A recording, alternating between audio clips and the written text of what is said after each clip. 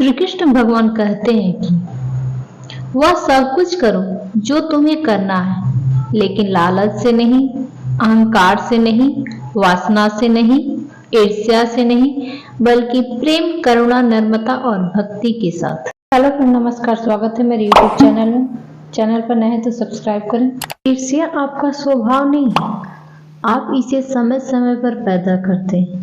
अगर आपने इसे इसलिए पैदा किया होता कि आप ऐसा करना चाहते हैं तो आपको आनंद होता।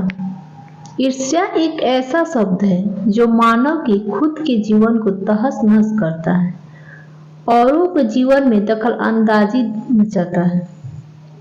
यदि आप किसी को सुख या खुशी नहीं दे सकते तो कम से कम दूसरों के सुख और दुख को देखकर ईर्ष्या नहीं करें। ईर्ष्या का अर्थ है कि कोई आपसे आगे निकल रहा है, कोई बेहतर कर रहा है, किसी के पास ऐसे गुण हैं जो आप चाहते हैं कि आपके पास में भी हो और वो आपके पास में नहीं है, तो आप उसे देखकर ईर्ष्या करते हैं। ईर्ष्या करने से हमारा मनोबल बहुत कमजोर हो जाता है।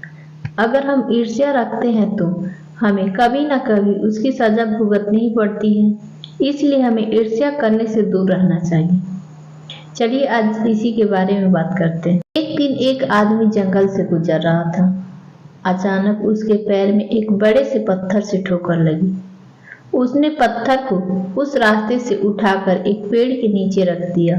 कुछ समय के बाद एक चित्रकार उस पेड़ की छाया में चित्र बनाने बैठा तो चित्र बनाते हुए लाल रंग की कुछ बूंदें उस पत्थर के ऊपर भी गिर गई और वह रोली की तरह लगने लगा। थोड़े समय बाद एक फूल बेचने वाला माला गूंथने के लिए पेड़ के नीचे बैठा और जब वह गया तो कुछ फूल पत्थर के आसपास गिर गए। अब तो वहां से होकर जो भी गुजरते वे उस पत्थर को भगवान की मूर्ति मानकर उसकी पूजा करने लगे। ये सब देखकर पेड़ को बहुत ईर्ष्या हुई।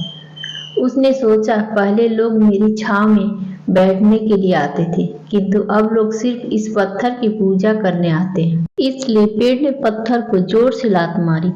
जब लोग पत्थर की पूजा करने आए तो उन्होंने देखा कि पत्थर कहीं पर भी दिखाई नहीं पड़ रहा है। उनमें से एक व्यक्ति बोला, भगवान इस स्थान को छोड़कर चले गए। इसका मतलब ये है कि यह जगह अपवित्र है और यहाँ पर बुरी आत्माओं का वास है। अब लोग बोलने लगे कि हमें इस पेड़ को काट देना चाहिए। लोगों ने मिलकर पेड़ को काट दिया और इस तरह अपनी ईर्ष्या के कारण पेड़ को सजा भुगतनी पड़ी। किसी के प्रति ईर्ष्या भाव रखना एक नकारात्मक बात है। ऐसा करने से अक्सर आत्मसंवाद और मानसिक स्वास्थ्य में कमी होती है।